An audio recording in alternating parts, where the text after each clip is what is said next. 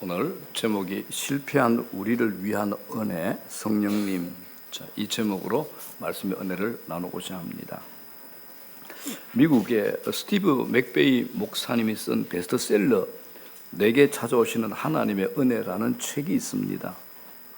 이분이 이 책에서 자신의 삶을 획기적으로 변화시킨 자기 은혜의 체험을 소개를 합니다. 이분의 목회는 매우 성공적이었고 장래가 촉망되는 목사로 인정을 받아왔습니다. 그래서 대형교회 담임 목사 청빙을 받게 되죠. 이때 자신감과 의욕이 넘쳐서 교회를 부흥시키려고 경험과 지식을 총동원해서 정말 열심히 뛰고 목회 사역을 했습니다. 그런데 교회가 성장을 해야 되는데 성장하기는커녕 교회가 쇠퇴하고 교인의 수가 점점 감소를 하는 겁니다. 그동안 20년 가까이 목회해오면서 최악의 상황을 맞이하게 된 겁니다. 처음으로 실패의 압박감으로 질식할 것 같다라는 마음이 들더랍니다. 그동안 온갖 아이디어를 창출해내고 목회 성공의 경험, 지혜, 이 모든 것들이 한꺼번에 다 멈춰버린 겁니다. 몸은 지쳐, 마음도 지쳐 도저히 쓸 수도 없을 정도로 비참한 지경에 이르게 됩니다. 이분이 어느 날 완전한 실망감과 절망에 빠져 흐느껴 울면서 엉엉 울면서 이렇게 기도했답니다.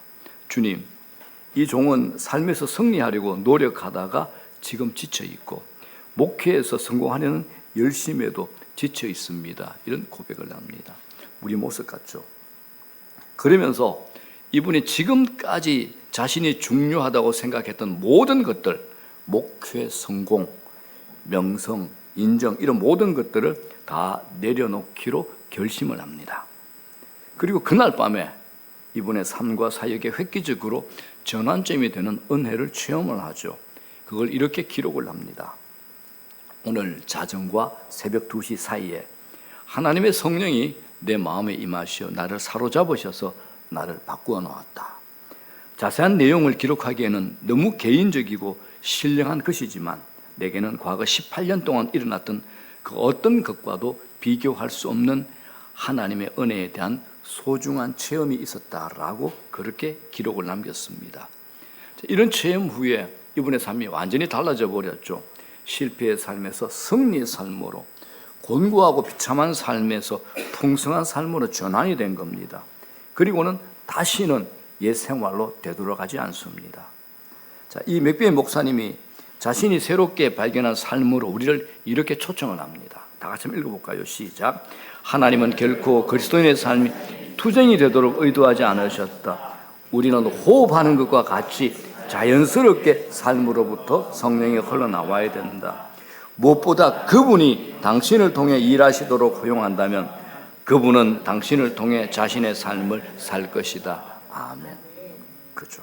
우리 그리스도인의 삶이 투쟁이 되도록 의도하지 않으셨다. 투쟁이 되도록. 우리는 성령 충만이 뭡니까? 호흡하는 같이 자연스럽게 흘러나와야 된다라는 겁니다. 이 체험이 이분만의 체험일까요? 저는 우리 모두가 이런 체험을 할 수 있기를 간절히 소원하고 축복합니다. 이 체험은 사도 바울도 그렇게 했습니다. 사도 바울이 자신의 삶을 고백한 로마서 7장에서 로마서 8장으로 넘어가는 체험이기도 하죠. 로마서 7장에서 바울이 이런 고백을 합니다. 19절 뭐라 그럽니까? 내가 원하는 바 선은 행하지 아니하고 도리어 원하지 아니하는 바 악을 행하는도다. 이거 3번 반복을 해요. 15절에도 이런 말이 나오고 21절 이런 말이 나오고 그러면서 24절에 뭐라 그럽니까? 오호라 나는 비참한 몸이로다. 비참한 몸이로다 합니다. 이 사망의 몸에서 누가 나를 건져내라라고 고백을 하죠. 그리고 나서 바울이 어떤 무언가를 발견하고 승리의 환호를 내지릅니다. 8장이죠. 다 같이 시작. 그러므로 이제 그리스도 예수 안에 있는 자에게는 결코 정죄함이 없나니 이는 그리스도 예수 안에 있는 생명의 성령의 법이 죄와 사망의 법에서 너를 해방하였습니다. 생명의 성령의 법으로부터 통치를 받기 시작한 겁니다. 이 은혜를 받는 순간부터 마치 물이 포도주로 변화가 되듯이 실패, 좌절, 신음, 단식 이런 삶에서 능력, 기쁨, 평강의 삶으로 극전환이 되더라는 겁니다.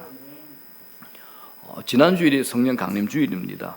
성령에 관한 말씀은 성령 강림 주일을 한번 일회성으로 지나가는 것이 아니라 우리에게 우리 삶에 굉장히 중요한 영역이기 때문에 한 번 더 말씀으로 은혜를 나누고자 합니다.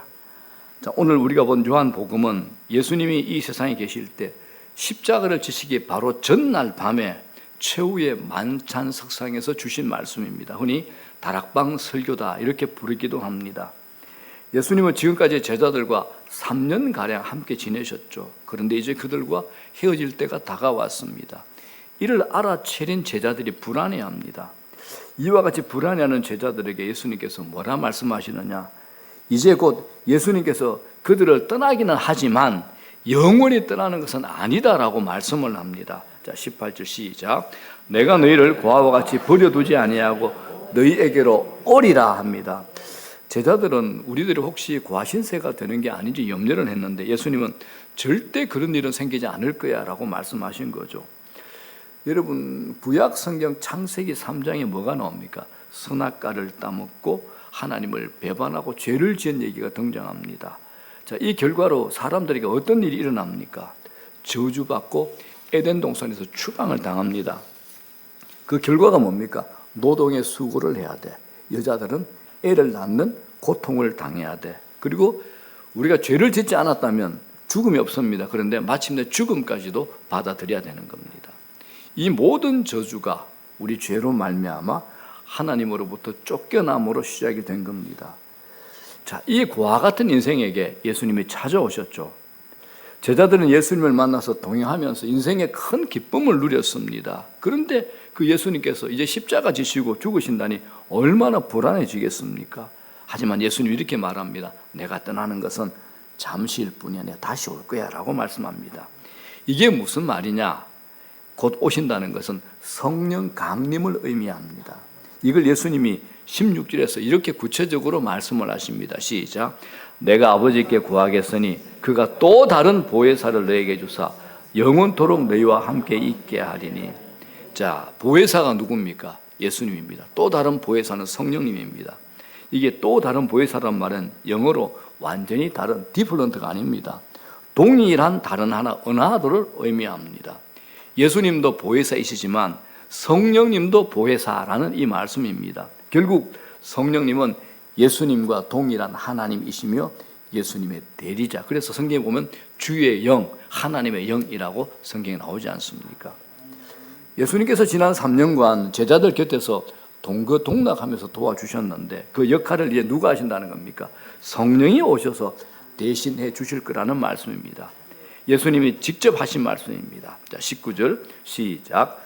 조금 있으면 세상은 다시 나를 보지 못할 것이로되 너희는 나를 보리니 이는 내가 살아있고 너희도 살아있겠습니다. 실제로 예수님은 그 다음날 십자가를 지십니다. 달려 죽으시죠. 그리고 사흘 만에 부활하세요. 부활하시고 성천하시고 하나님 보좌의 우편에 앉아 계십니다. 그렇기 때문에 실질적으로 제자들은 예수님께서 다시 재림하실 때까지 볼 수가 없습니다. 그런데 다시 온다고 하셔요. 이게 무슨 말입니까? 성령으로 오신다는 겁니다. 성령으로 오신다는 겁니다. 그런 점에서 제자들이 예수님이 볼 수 있다는 겁니다. 자, 오늘 우리도 마찬가지입니다. 예수님을 육신으로 보는 것 아닙니다. 성령을 통해서 예수님을 만나게 되고 성령을 통해서 예수님을 보게 되는 겁니다. 그리고 성령 안에서 예수님과 영적 관계를 맺습니다. 자, 20절에 뭐라 그럽니까? 그 날에는 내가 아버지 안에 그리고 너희가 내 안에 내가 너희 안에 있는 것을 너희가 알게 되리라. 이거 어떻게 가능합니까? 성령이 우리 안에 오심으로 가능해지는 거죠. 이게 성령 강림의 날입니다. 성령이 오시면 하나님과 영적으로 우리가 하나가 됩니다. 자, 그러므로 여러분 예수 믿으시죠? 예수 믿는다는 게 뭡니까? 내 안에 성령이 계신다는 겁니다. 내 안에 성령이 계신다는 겁니다. 이를 가리켜서 신비로운 연합이라 그럽니다. 미스티컬 유니온, 신비로운 영적 연합이죠. 자, 예수님이 부활하시고 성천하시면서 마지막으로 남기신, 유언으로 남기신 말씀이 있죠. 뭐라 그럽니까? 볼지어다 내가 세상 끝날까지 너희와 항상 함께 있으리라 그러십니다. 어떻게 예수님께서 하늘로 올라가시면서 계속 함께 있겠다라고 말씀하실 수 있습니까? 말이 안 되죠. 예를 들어서 공항에서 출국하는 사람이 배웅 나온 사람에게 손을 흔들면서 출국장 안으로 들어가면서 내가 너와 함께 계속 있을게 라고 말한다면 이거 이상한 거죠. 이 말씀은 예수님이 성령을 통해서 너희와 영원히 함께 하겠다라는 겁니다. 그래서 우리 안에 계신 분은 예수님도 계시고 또 누구도 계시죠? 성령님도 계신 거예요. 그럼 여러분 한번 생각해 보십시오. 성경을 보게 되면 예수님은 창조주야. 그분이 아니고는 이 우주에 지어진 것이 하나도 없다랍니다. 그분이 내 안에 계셔. 뭐 성경 여러 곳에 증명하지 않습니까? 그러면 우리가 세상에 꺾이는 게 정상이에요? 안 꺾이는 게 정상이에요? 세상이 우리를 꺾을 수 없는 게 정상입니다. 그러니까 여러분들이 믿음의 영역에 상당히 이런 부분들을 약속들을 가지고 선포하셔야 됩니다. 내 안에 예수님이 계신다. 성령이 내 안에 계신다. 나는 세상 앞에 꺾이지 않는다라는 이런 담대함들이 있으셔야 됩니다. 그 약속이 성경에 우리에게 분명히 되어 있는데 우리는 여전히 고아처럼 거지처럼 빌빌거리고 산다는 것은 이건 믿음의 영역입니다. 하나님 믿는다는 거, 예수 믿는다는 것은 어마어마한 신비요, 어마어마한 능력이 우리에게 주어진다라는 겁니다. 자, 그러면 성령이 우리 가운데 임하실 때 어떤 일이 일어나느냐? 구약의 사건을 가지고 우리가 한번 들어가 봅시다. 우리 현장에 한번 들어가 봅시다. 좀 전에 읽은 구약 성경 스가랴서 4장 한번 읽어보겠습니다. 여러분들이 이 스가랴는 그냥 지나가니까 다시 한번 본문을 가지고 제가 설명을 드리겠습니다. 자, 천천히 한번 읽어볼게요. 자, 제가 4절, 5절 읽을 테니까 6절, 7절은 믿음을 한번 읽어봅시다. 내게 말하는 천사에게 물어 이르되 내 주여 이것들이 무엇이니까? 라고 질문합니다. 내게 말하는 천사가 대답을 해줍니다. 네가 이것들이 무엇인지 알지 못하느냐 하므로 내가 대답하되 내 주여 내가 알지 못하나이다 했더니, 자 6절 시작. 그가 내게 대답해 이르되 여호와께서 스룹바벨에게 하신 말씀이 이러하니라. 만군의 여호와께서 말씀하시되 이는 힘으로 되지 아니하며 능력으로 되지 아니하고 오직 나의 영으로 되느니라. 나의 영이 누굽니까? 성령입니다. 하나님의 영 성령입니다. 자, 그럴 때 스룹바벨이 뭐라 합니까? 7절 시작. 큰 산아 네가 무엇이냐? 네가 스룹바벨 앞에서 평지가 되리라. 그가 머릿돌을 내놓을 때 무리가 외치기를 원총이 그에게 있을지어다 하리라 하셨고. 아멘. 이 본문이 굉장히 재밌는 본문입니다. 잘 한번 들어보십시오. 본문은 선지자 스가랴가 본 환상입니다. 자, 배경을 알면 본문을 이해하는데 굉장히 편하실 겁니다. 자, 이스라엘 백성들은 다윗 왕의 아들인 솔몬 왕 때 성전을 짓죠. 그런데 솔로몬의 아들인 로보암 왕 때 남과 북으로 갈라집니다. 자, 북쪽은 BC 722년 아수르에게 멸망을 당하죠. 자, 남쪽은 BC 586년에 바벨론에 느부갓네살 왕이 쳐들어와서 성전도 다 부셔버리고 유대 백성들을 포로로 잡아갑니다. 이 70년 포로 생활을 합니다. 남쪽이. 이 포로 생활을 70년 한 후에 하나님께서 70년 뒤에 너희들 해방시키겠다 하고 이 예언대로 자기 나라로 돌아옵니다. 고국으로. 자, 그들이 고국에 돌아와서 가장 먼저 해야 할 일은 뭘까요? 성전 건축입니다. 왜냐하면 이스라엘 백성들에게 성전은 하나님 중심적 생활의 회복입니다. 하나님과의 관계 회복의 시작이 거기서부터 일어나기 때문에 성전은 굉장히 중요합니다. 그런데 이 성전 건축이 제대로 되지 않는 거예요. 이때 하나님께서 당시에 건축 책임자이며 총독인 스룹바벨에게 말씀하신 내용이 바로 오늘 본문입니다. 하나님께서 스룹바벨에게 이렇게 말씀합니다. 6절 시작. 여호와께서 스룹바벨에게 하신 말씀이 이러하니라. 만군의 여호와께서 말씀하시되 이는 힘으로 되지 아니한다. 능력으로 되지 아니한다. 오직 나의 영으로 되느니라. 아멘. 이는 힘으로 되지 아니하며 능력으로 되지 아니하고 오직 나의 영으로 되느니라. 나의 영이 뭡니까? 성령이죠. 이건 의견이 아닙니다. 결론입니다. 이건 진리입니다. 우리가 성경을 읽다 보면 타협이 불가능하고 양보할 수 없는 우리의 순종만 요구가 되는 그런 구절들이 있습니다. 그런 구절들은 줄을 그으셔야 됩니다. 이는 힘으로 되지 아니하고 능력으로 되지 아니하고 오직 나의 영으로 되느니라 라는 말씀이 바로 그런 구절이 됩니다. 자, 여기서 힘으로 되지 아니하고 능력으로 되지 아니하고의 힘과 능력으로 하려는 것은 무엇을 의미할까요? 하나님을 의지하지 않고 인간의 힘과 방법으로 시도하려는 태도입니다. 우리는 내 힘과 내 능력으로 하려는 세상의 문화 속에 젖어 살고 있습니다. 그게 우리 몸에 배어 있습니다. 교회에서 하나님 말씀을 듣지만은 일주일 동안 세상의 문화 속에서 내 힘과 내 능력으로 하려는 인본주의에 대한 얘기를 6일 동안 6배로 더 많이 듣습니다. 세상은 온통 인본주의로 가득합니다. 인간의 능력을 무한대로 강조하죠. 인간이 최고라고 떠들고 다닙니다. 거기다가 인간이 만들어가며 무한대로 신뢰하는 과학은 하나님의 창조를 인정하지 않습니다. 예수 그리스도가 구세주 되심을 인정하지 않죠. 자, 그러면 우리가 노력만 하면 됩니까? 우리 정직하게 한번 봅시다. 우리의 노력은 한계가 있습니다. 또 육체적인 한계도 있습니다. 우리 정신이 대단합니까? 아니요. 금방 정신 에너지가 소진이 되죠. 우리 누구라도 어려운 문제가 두세 가지 동시에 터지면 버틸 사람이 별로 없습니다. 우리 정신력도 믿을 수 없죠. 조금만 강도가 센 문제가 발생하면 대부분 무너집니다. 잠을 잘 못 잡니다. 아무리 강건하고 아무리 높은 직위를 가지고 있고 아무리 건강한 사람이라도 병원에서 건강검진했는데 의사가 조직 검사 한번 해보시면 어떻겠습니까? 어떨 것 같아요? 새파랗게 질립니다. 우리가 그렇게 세지 않습니다. 돈, 지위, 스펙, 경력, 학력 다 소용없습니다. 중요한 게 뭘까요? 내 힘으로 되지 않는다는 걸 빨리 인정하셔야 됩니다. 내 힘으로 되지 않는다. 빨리 인정하셔야 됩니다. 하나님께서 왜 총독 스룹바벨에게 사람의 능력과 힘을 더 이상 믿지 말라고 하셨을까요? 하나님 왜 이 말씀을 하셨을까요? 너 자신을 더 이상 믿지 말라는 겁니다. 그리고 이 말씀의 요지가 뭡니까? 하나님께서 하시겠다는 겁니다. 내가 모든 것을 이루어 놓겠다는 의미가 됩니다. 하나님께서 일을 완성하시겠다는 겁니다. 오직 나의 영으로 성령의 일을 하시게 하겠다라는 말씀입니다. 오늘의 주인공 이 스룹바벨은 바벨론 포로 생활을 마치고 폐허가 된 자기 조국 땅 예루살렘으로 돌아온 이스라엘의 총독이자 최고 리더입니다. 그의 어깨에는 뭐가 있을까요?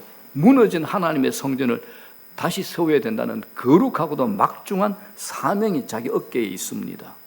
그는 처음에 거룩한 열정으로 성전을 시작했을 겁니다. 그런데 거대한 현실에 곧바로 부딪힙니다. 스룹바벨 앞에는 도저히 넘을 수 없는 큰 산 같은 문제들이 몇 개 있었어요. 첫 번째, 주변에 사마리아 사람들의 지독한 방해, 정치적인 협박으로 건축이 16년 동안 중지가 돼요. 그리고 돈도 없죠. 건축하기 위한 자재가 턱없이 부족합니다. 세 번째는 지치고 가난해진 백성들이 아유 총독님 지금 성전 지을 때가 아니에요 라고 각자 살기를 찾아 뿔뿔이 흩어졌습니다. 또 네 번째도 있습니다. 과거에 정말 화려했던 그 솔로몬 성전과 비교해 보니까 너무 초라하다 우리가 지으려는 성전이 라면서 탄식하면서 한숨 쉬는 사람들도 있습니다. 리더였던 스룹바벨은 뼈저리게 느끼는 겁니다. 아, 내 정치력, 내 힘으로 안 되는구나. 내 리더십과 능력으로는 이 상황을 돌파할 수 없구나. 그는 사방이 꽉 막힌 곳에서 깊은 무력감과 영적 침체에 빠지게 된 겁니다. 절망의 끝에 서 있는 스룹바벨에게 하나님은 어떻게 찾아오셨을까요? 자신의 한계에 부딪혀 주저앉아 앉아있는 스룹바벨에게 하나님께서 스가랴 선지자를 보내주십니다. 그리고 해답을 주시죠. 책망이 아니라 위로입니다. 스룹바벨아, 네가 지금 막막한 것은 당연하다. 무너진 성전을 세우고 회복하는 이 엄청난 일은 네 군사력 또 네 힘이나 네 개인의 지혜, 능력으로 하는 것이 아니기 때문이다. 오직 나의 영, 성령으로 되는 것이다 라고 말씀을 하시는 겁니다. 하나님은 스룹바벨에게 네 힘 빼라. 네가 붙잡고 있는 경험과 능력을 좀 내려놔라. 대신에 내 영이 성령이 일할 자리를 내어드리라 라고 말씀을 하신 겁니다. 자, 사랑하는 여러분, 이 말씀을 오늘 우리에게 한번 적용을 해볼까요? 오늘 이 자리에 어떤 분들은 스룹바벨처럼 무너진 삶의 자리가 있을 겁니다. 내 가정이 휘청해요. 내 자녀 문제 때문에 너무 힘들어요. 재정으로 너무 짓눌림을 당해요. 내 건강이 휘청해요. 나는 관계에 너무 약해요. 온갖 문제가 다 있잖아. 이런 문제를 다시 세워보려다가 지친 분들이 있을 겁니다.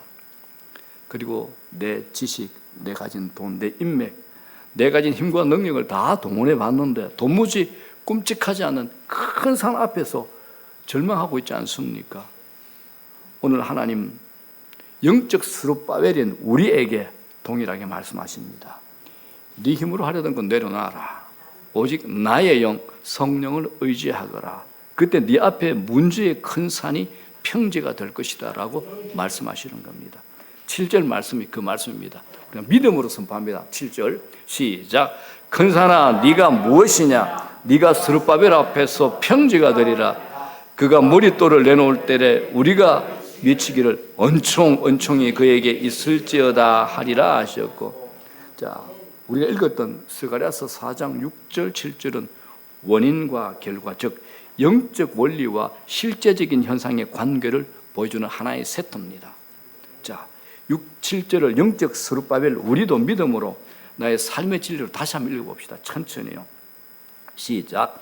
만군의 여호와께서 말씀하시되 이는 힘으로 되지 아니한다. 능력으로 되지 아니한다. 오직 나의 영으로 되느니라.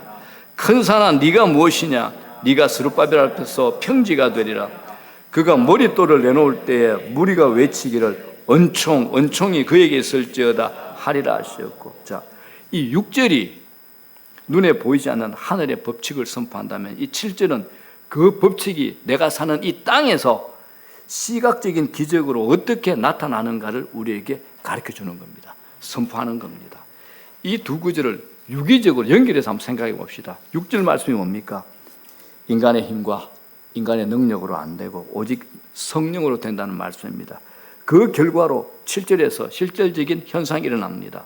그 성령이 일하시니 인간을 가로막던 큰 산이 평지가 되어버리는 겁니다. 제가 AI를 통해서 저걸 저렇게 만들었습니다.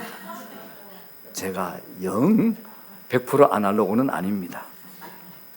스룹바벨이 성령의 지배와 주권을 인정하는 순간 자신을 사방으로 가로막고 있던 큰 산, 거대한 장애물 있잖아요. 사마리아인의 방해, 돈의 부족, 백성들의 낙심, 이 모든 것이 아무것도 아닌 것처럼 평평해지는 역사를 맞더라는 겁니다.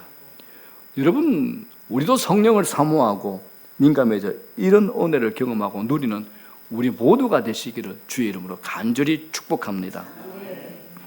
7절에 큰 산아 네가 무엇이냐 이라는 표현은 성령을 등에 입은 자들의 당당한 호통입니다. 우리가 이렇게 큰 소리 쳐야 됩니다. 내 앞에 큰 산아 네가 무엇이냐라고 호통치는 겁니다. 내 힘으로 저 산을 옮기려 할 때는 산이 엄청 어마무시하게 커 보이지만 내가 성령의 능력을 신뢰할 때 산은 정복의 대상이 아니라 한낱 지나가는 배경이 된다는 겁니다. 이 7절에 영상실 7절 좀 띄워줘요. 7절. 그가 머릿돌을 내어놓을 때라는 구절은 성전 건축의 완공을 의미합니다. 여기서 머릿돌은 건축을 시작할 때 놓는 기초석이 아니라 건축의 맨 꼭대기에 얹어 완공을 알리는 마지막 돌, 캡스톤을 의미합니다. 인간의 힘과 능력으로 지었다면 마지막 돌을 얹을 때 사람들은 야, 내 열심, 내 능력, 내 노력 대단했다 하면서 인간의 능력을 찬양했을 겁니다. 하지만 오직 여호와의 영, 성령으로 지었기에 마지막 돌이 올라가는 순간 백성들은 입을 모아 은총이 그에게 있을지어다. 그레이스라고 외쳤던 겁니다. 처음부터 끝까지 사람이 한 것이 아니라 100% 하나님의 은혜로만 된 일임을 고백하는 겁니다. 오직 나의 영으로 되느니라. 오직 나의 영으로 되느니라. 이 말씀이 우리의 가슴 속에 진짜 믿음으로 녹아내리게 될 때 문제의 큰 산이 평지가 되는 기적이 될 줄로 믿습니다. 나를 낙심케 하던 거대한 문제의 산들을 향해서 네가 뭐냐? 네가 내 앞에서 평지가 될지어다라고 선포할 수 있는 담대함이 생긴다는 거죠.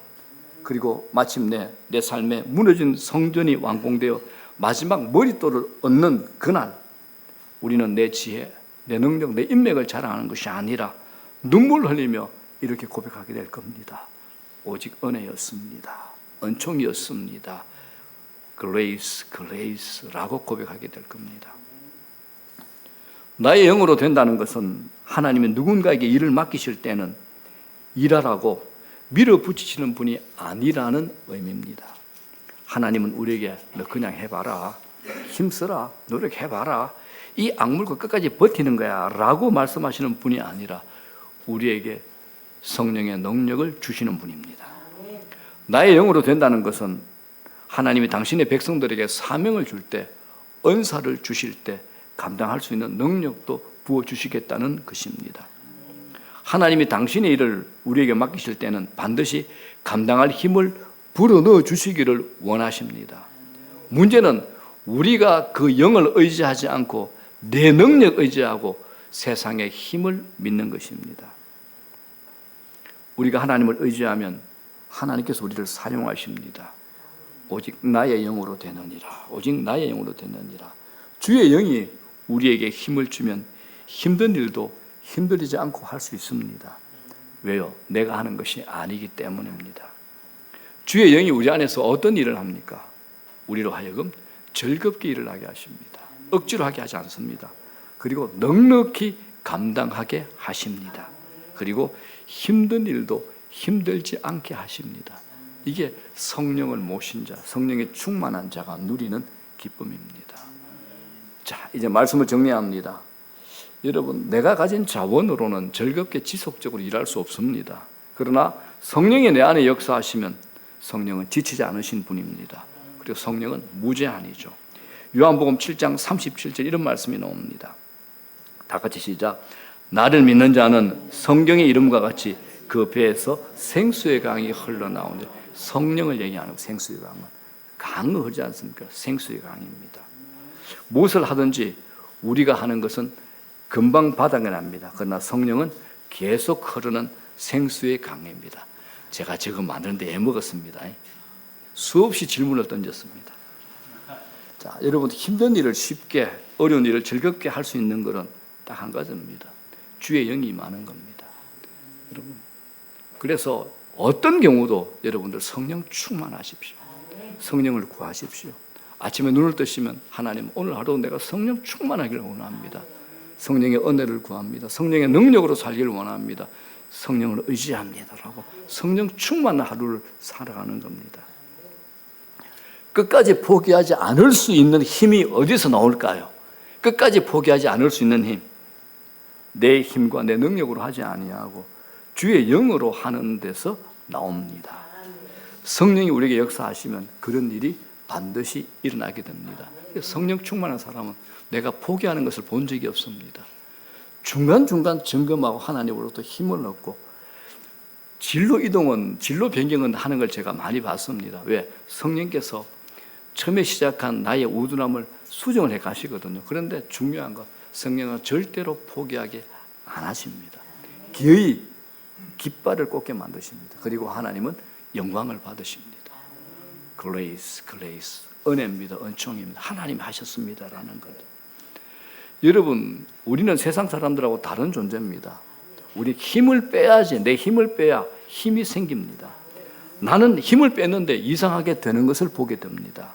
나는 힘을 뺐기 때문에 내가 한 것이 아닌 것을 보게 되는 거죠. 세상 사람들 그게 뭔지 모릅니다. 아, 저 사람은 나보다 나은 게 없는데 왜 저런 일이 일어나지? 어떻게 저런 역사가 일어나지? 왜 저 사람에게는 열매가 맺히지? 왜 저 사람에게는 자꾸 사람이 모이지라고 생각합니다. 이건 비밀이죠. 이건 신비입니다. 본인은 압니다. 성령의 은혜다라고 아는 겁니다. 오직 나의 영으로 되느니라, 이 말씀을 믿는 사람들이라면 무엇을 해야 될까요? 이 사실을 확실히 믿는다면 여러분, 우리는 기도해야 됩니다.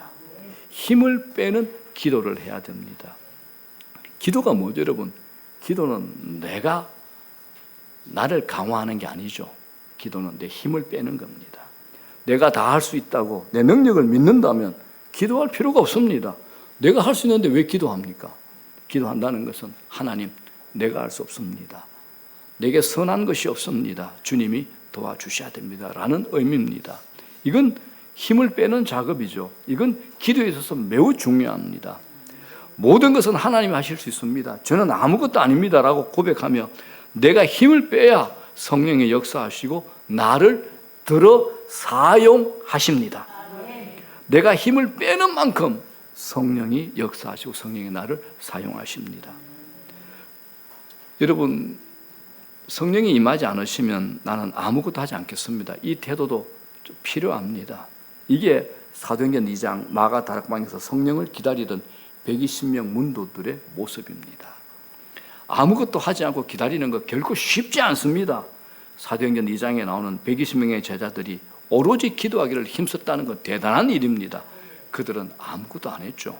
다만 예수님께서 약속하신 성령을 기다리신 겁니다. 아무것도 하지 않으면 사람들이 무시할 수 있습니다. 마음이 초조해지면 그냥 해버릴까, 이런 유혹이 올 수 있습니다. 그런데 서두르는 것은 불신앙입니다. 제가 자주 드리는 말씀이 있죠. 기다리면 뭐죠? 이삭. 서두르면 뭐죠? 이스마엘입니다. 사고 지점입니다. 하나님은 주의 영에 완전히 사로잡힌 바 된 한 사람을 찾으십니다. 하나님은 우리에게 어떤 것이 준비되어야 한다고 말씀하지 않으십니다. 성경을 보십시오. 하나님께서는 세상적인 준비를 했기 때문에 내가 너를 쓰겠다라고 말씀하신 적이 없습니다. 사도 바울에게 세상적으로 대단한 길을 가지고 있었습니다. 하나님 어떻게 작업합니까? 바울이 가지고 있는 거 다 내려놓게 합니다. 기독교는 연약함 속에서 강함이 나타납니다. 그 이유가 뭡니까? 내가 의지하던 모든 힘, 모든 것들을 다 끊어버리게 하기 위함입니다. 하나님을 뒤늦게 만난 사람들, 하나님께서 쓰시는 방법의 대부분이 자기가 붙들고 있었던 것을 내려놓게 만드는 겁니다. 왜냐? 그렇게 하지 않으면 하나님 앞에 나와서 항복하지 않기 때문입니다. 하나님이 필요 없죠.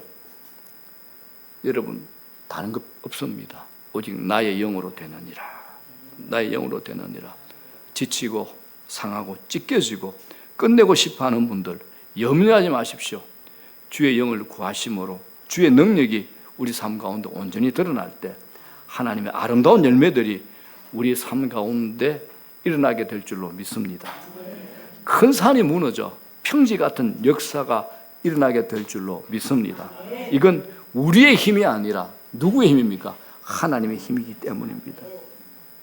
이제 우리가 붙들고 있는 거 다 내려놓기로 결단하시고 나의 어떤 것도 자랑하지 않기로 결단하시고 주의 성령이 임하시지 않으면 움직이지 않겠다는 기다림의 영성을 가지셔서 성령의 충만을 경험하시면서 하나님 앞에 온전히 쓰임받는 우리 모두 되시기를 주의 이름으로 축원합니다.